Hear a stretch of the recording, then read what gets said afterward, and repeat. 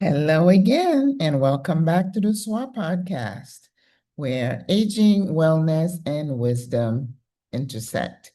I am your host, Maggie Lazar, and I am delighted to have you on again today. Well, today is a free day. We're not going to talk about either aging, wellness, or wisdom. We are going to just get some wisdom or some introspection, and we're just going to look at what is happening around us and see how we can glean some positivity from it. You all know what we have been experiencing. The news has been pretty troublesome and heart-wrenching, and on my channel, I do not talk politics. I mainly will talk about our reaction to what is going on around us. You know, this world is so full of hurt and pain, inequity, racism, um, danger, fear.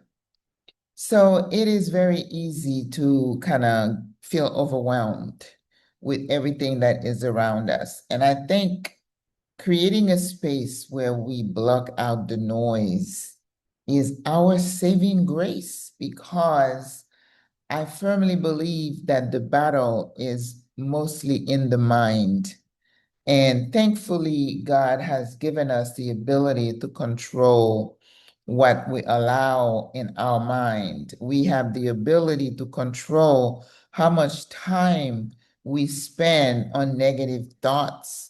We have the ability to push against all the negativity and fill our mind and our space with positivity.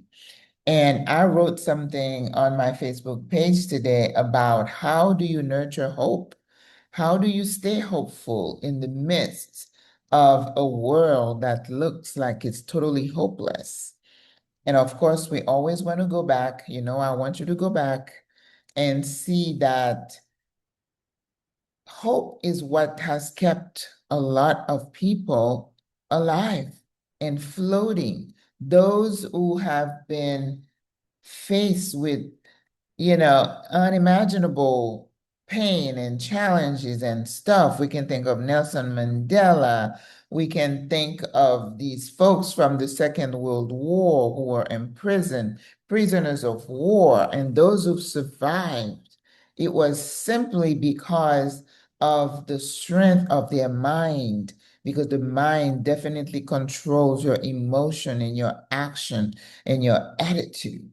So our saving grace these days is to go back and say, if they survive this, we can survive this. If they survive that, then we can survive this here and now. This is our test.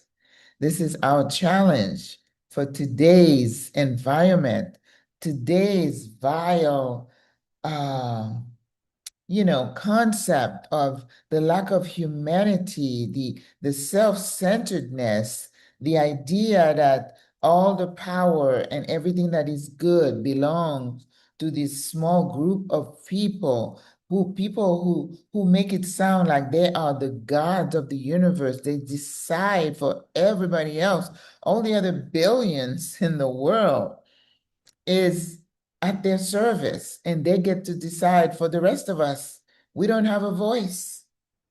But I don't know why the world seems like it is so upside down, why certain people take hold of power and just grab for everybody else from everybody else and take it upon themselves to say, this is ours. I don't understand it. I don't understand it. And I'm not going to waste my time fretting over things that I cannot control. So when it seems really dark, and I use that a lot, when it seems really dark, people dying in the streets, people being roughed up, people being taken to places, being lost, dying, do not hang on to your life so tightly, sis, because it can be taken away at any moment. through no fault of your own. So we just exist for a short time. Let us just take hold of that and make every minute counts, because the next minute is not ours. We cannot control it. But if we live our life with a clear conscience, doing good where we can, that's all we can do.